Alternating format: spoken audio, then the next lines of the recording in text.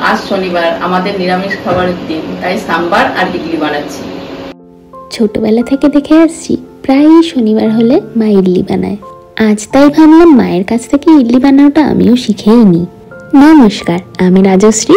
আমার ইউটিউব চ্যানেলে তোমাদের সবাইকে স্বাগত জানাই। সাম্বার ছাড়া তো ইডলি অসম্পূর্ণ, তাই জন্য মা আগে সাম্বারটাই বানিয়ে নিয়েছে। আর এই সাম্বার বানানোর জন্য লেগেছে অড়হর ডাল, কিছু পছন্দ মতো সবজি আর তেঁতুলের পাল্প। প্রথমে এই অড়হর ডাল আর সবজিগুলোকে নুন আর হলুদ দিয়ে প্রেসার কুকারে সেদ্ধ করে নিয়েছে মা। মোটামুটি 5 থেকে 6টা সিটির পর ডালটা সেদ্ধ হয়ে গেছিল। তোমরা তবুও কুকারের ঢাকনা খুলে দেখে নিতে পারো ডালটা সেদ্ধ হয়েছে কিনা। সবজির মধ্যে মা নিয়ে নিয়েছে গাজর, আলু, বিনস আর মটরশুঁটি। তোমরা চাইলে তোমাদের পছন্দ মতো পেঁপে বলো, লাউ বলো বা যে কোনো পছন্দের সবজি অ্যাড করতে পারো। এরপর কড়াইতে সর্ষের তেল গরম করতে দিয়ে তেল গরম হলে ওতে শুকনো লঙ্কা, হিং, সর্ষে আর কারি পাতা ফোড়ন দিতে হবে। এই যে একে একে মা ফোড়নগুলো দিয়ে দিল। ফোড়ন দিলে যে চটপট চটপট আওয়াজটা হয় না, ওটা আমার দারুণ লাগে। তোমাদের কেমন লাগে কমেন্টে জানিও। ফোড়নগুলো দিয়ে নেড়ে নেওয়া হয়ে গেলে একে একে পেঁয়াজ আর কুচনো রসুন আর কাঁচা লঙ্কা দিয়ে নেড়ে নিতে হবে। আবারও এগুলো খানিকক্ষণ ভাজা ভাজা করে নিতে হবে। এরপর এতে টমেটো আর স্বাদ মতো নুন দিয়ে আবারও নেড়ে নিতে হবে খানিকক্ষণ। এই সময় গ্যাসের ফ্লেমটা মিডিয়াম টু লো রাখতে হবে। এগুলো খানিকক্ষণ কুক হওয়ার পর বাটা মশলা দিয়ে দিতে হবে। এই বাটা মশলাটা ছিল আদা, পেঁয়াজ, রসুন আর শুকনো লঙ্কার বাটা। মশলাটা ভালোভাবে কষিয়ে নিতে হবে। কষানো হয়ে গেলে এখানে এভারেস্টের সাম্বার মশলাটা পরিমাণ মতো দিতে হবে। এই মশলাটা মিশিয়ে নেওয়া হয়ে গেলে সেই আগে থেকে সেদ্ধ করে রাখা ডালটা এই কষানো মশলার মধ্যে ঢেলে দিতে হবে। ডাল ঢালার আগে মা কিছু কেটে রাখা কুমড়ো আর ধনেপাতা কষানো মশলার মধ্যে দিয়েছে।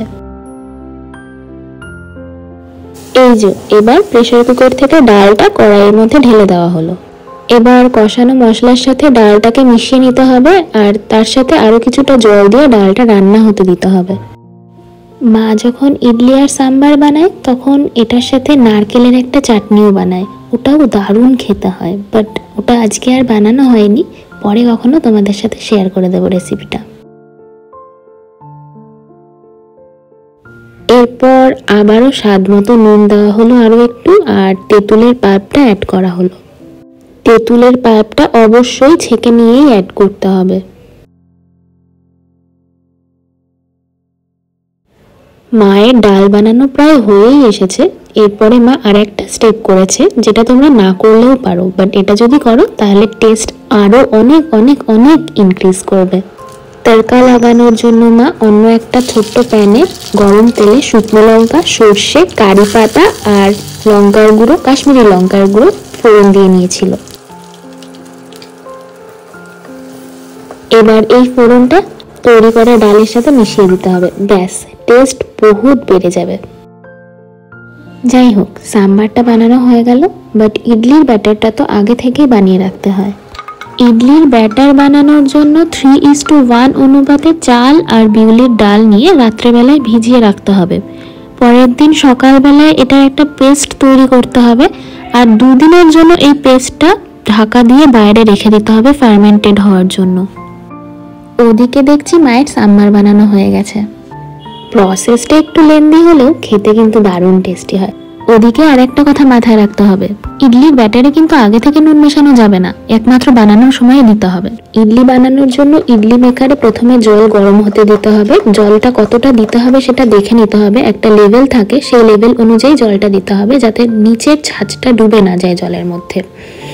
এবার জলটা গরম হতে দিয়ে ইডলির ছাঁচে তেল ব্রাশ করে ছাঁচে ইডলির ব্যাটারটা পরিমাণ মতো দিয়ে নিতে হবে।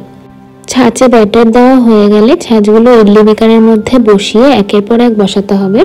তারপর ইডলি মেকারটাকে ঢেকে দিয়ে 15 থেকে 20 মিনিট মতো লো টু মিডিয়াম আঁচে রান্না হতে দিতে হবে।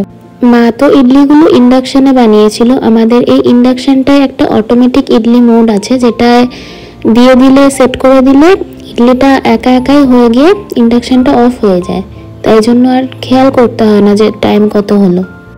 মায়ের এই ইডলি সাম্বার রেসিপিটা আমাদের ফ্যামিলিতে সবার মধ্যে, ইভেন ফ্যামিলি কেন, আমার বন্ধু বান্ধবদের মধ্যে, মায়ের বন্ধু বান্ধবদের মধ্যে খুব ফেমাস। সবাই খুব ভালোবাসে এটা খেতে।